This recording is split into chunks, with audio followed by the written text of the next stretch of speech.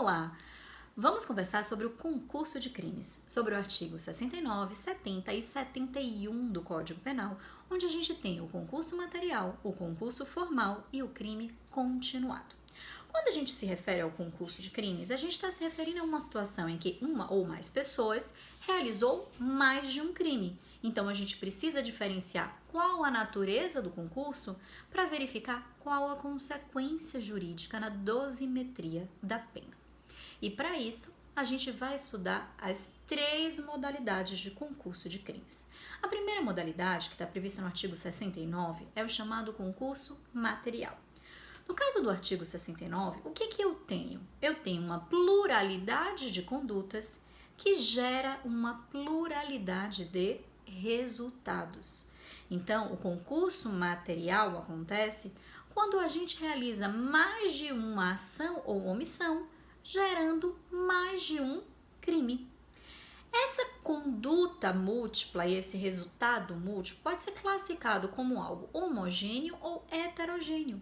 Pode ser que o agente realize no concurso material crimes da mesma natureza, ou seja, um concurso material homogêneo, ou crimes de natureza diversas, homicídio, lesão, crime contra a honra, né? E seria o caso de um concurso material heterogêneo, nessa hipótese. Em todas as duas situações, a consequência é simples e é a mesma. Havendo o concurso material, ou seja, pluralidade de condutas que geram uma pluralidade de resultados, a consequência é sempre a soma das penas. Ou seja, na dosimetria da pena, se faz o cálculo para a estipulação da pena definitiva crime a crime e, ao final, soma-se o resultado entre elas. E com isso, a gente aplica a consequência jurídica, né, de cúmulo material por conta desse concurso do artigo 69 do Código Penal. Além do concurso material, eu tenho o chamado concurso formal, que está previsto no artigo 70 do Código Penal, que é um pouquinho diferente. No concurso formal, eu tenho uma unidade de conduta, uma só ação ou omissão, que gera mais de um resultado. Então, além desse concurso formal, ele poder ser classificado como homogêneo ou heterogêneo, eu posso classificar esse concurso formal como um concurso formal próprio ou perfeito, ou um concurso formal impróprio ou imperfeito. Eu chamo de concurso formal próprio ou perfeito aquele que era a ideia do legislador quando previu uma modalidade diferente de concurso formal, né? O próprio ou perfeito ocorre quando eu não tenho mais de um dolo, mais de um desígnio na conduta do agente. Ou seja, eu vou ter concurso formal próprio ou perfeito quando eu tiver uma conduta culposa, por exemplo, né? Eu estou dirigindo, eu bato o meu carro porque eu violei o dever objetivo de cuidado, o carro da frente capota e tinha 2 pessoas. Então, uma única conduta minha de violação ao dever objetivo de cuidado no volante gera mais de um resultado, porque quando o meu carro capota, né, acaba matando ou lesionando mais de uma pessoa. Então, aqui eu tenho um concurso formal próprio ou perfeito, porque minha conduta é culposa. Só que eu também tenho um concurso formal próprio ou perfeito quando eu tenho um chamado erro, né? Quando eu tenho uma aberratio ictus, pode existir uma situação em que eu queria alcançar um determinado resultado, eu tinha dolo com relação a um determinado resultado, só que por um erro na execução, eu acabei atingindo também um resultado diverso do pretendido. Então, nessa minha situação, eu tive uma única conduta dolosa e uma conduta aberrante em concurso, uma conduta em decorrência de erro. Por exemplo, eu queria matar Maria e eu errei o tiro, né? E acabou machucando Maria no braço e matando João.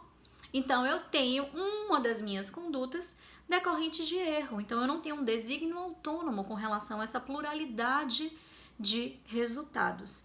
E por isso eu classifico o meu concurso formal como um concurso formal próprio ou perfeito.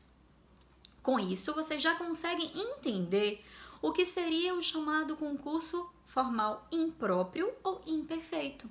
O concurso formal impróprio ou imperfeito acontece quando o agente tem condutas dolosas, com desígnios autônomos. Então, nessa situação, por exemplo, eu posso querer matar Maria e João e usar uma bala só. Coloco os dois juntos, dou um tiro de perto, a bala atravessa e mata os dois.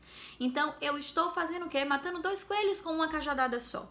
Significa dizer que, quando eu tenho um concurso formal impróprio ou imperfeito, na realidade eu estou mascarando uma ideia de concurso material, porque eu tenho condutas autônomas, né? Pelo menos com desígnios autônomos. Então, por isso, as consequências jurídicas do concurso formal próprio e do concurso formal impróprio precisam ser distintas. Quando eu tenho um concurso formal próprio ou perfeito, que é aquele exatamente que o legislador queria estabelecer de forma diferente do concurso material, eu vou aplicar uma causa de aumento de pena. Significa dizer que eu vou aplicar a pena do crime mais grave, ou se idênticas, né, qualquer uma delas, acrescida de 1/6 à metade. Mas, por outro lado, se eu tenho um concurso formal impróprio ou imperfeito, desígnios autônomos, eu vou aplicar aqui consequência jurídica a mesma do concurso material. Eu vou somar as penas. Tranquilos? E por fim, eu tenho o chamado crime continuado. Quando eu falo em crime continuado, eu estou me referindo ao artigo 71 do Código Penal, que de certa forma une as ideias do artigo 69 e do artigo 70 numa nova modalidade de concurso de crimes. Olha o que diz aqui o artigo 71. Quando o agente, mediante mais de uma ação ou omissão, pratica 2 ou mais crimes da mesma espécie e pelas condições de tempo, lugar, maneiras de execução e outras semelhantes, devem os subsequentes ser havidos como continuação do primeiro. Aplica-se a pena de um só dos crimes, se idênticas, ou a mais graves, se diversas, aumentada em qualquer caso de 1/6 a 2/3. O que é que a gente vê? Características do concurso material associadas a consequências do concurso formal. Vocês conseguem perceber isso? Então, quando é que eu tenho um chamado crime continuado? Eu vou ter o crime continuado quando eu tiver uma pluralidade de condutas, que gera uma pluralidade de resultados, mas que, pelas condições de tempo, modo, lugar, forma de execução, por uma ficção jurídica, devem ser consideradas como uma continuação do primeiro. Então, por uma ficção jurídica, é como se eu considerasse que existisse uma única conduta. Exemplos diversos. A caixa do mercado, que às vezes pega 50, às vezes pega 100 reais, às vezes pega 20, porque não quer pegar os 600 ou 1.000 reais que ela está precisando de vez, para não chamar a atenção. Né? Empregado doméstico, que vai fazendo mercado aos poucos na casa do patrão. Então, eu tenho diversas situações que são caracterizadas como crime continuado. No caso de crime continuado, o que é que eu faço? A mesma consequência do concurso formal, só que com uma alteração no cálculo da pena. Né? Eu aplico a pena do crime mais grave, ou se idênticas qualquer uma delas, né? Acrescida, né? De uma causa de aumento. Só que aqui a causa de aumento é de 1/6 a 2/3. Tranquilos? Quando eu falo em crime continuado, eu também tenho que estabelecer para vocês que existe uma diferença prevista pelo legislador com relação ao crime continuado entre o crime continuado simples, que é na forma do caput, esse que eu acabei de explicar para vocês, e o crime continuado qualificado, que está previsto no parágrafo 1º, parágrafo único. Olha o que diz no parágrafo único. Nos crimes dolosos contra vítimas diferentes, cometidos com violência ou grave ameaça à pessoa, poderá o juiz, considerando a culpabilidade, os antecedentes, a conduta social e a personalidade do agente, bem como os motivos e as circunstâncias, ou seja, as circunstâncias judiciais, né, aumentar a pena de um só dos crimes idênticas ou a mais graves e diversas até o triplo, observadas as regras do parágrafo único do artigo 70 e do artigo 75 desse Código.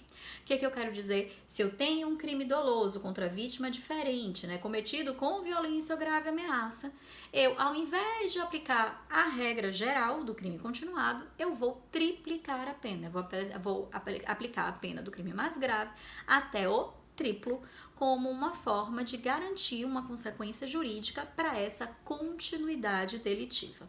Só mais uma coisinha que eu preciso chamar a atenção para vocês.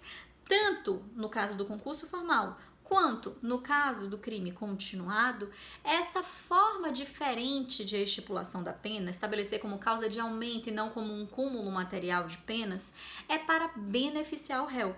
Ou seja, se no cálculo específico, diante de uma divergência muito grande nas penas dos crimes envolvidos, o resultado acaba sendo maior do que somar as penas, a gente afasta essa regra e a gente passa a aplicar a soma das penas, tal qual aconteceria se fosse uma situação de concurso material.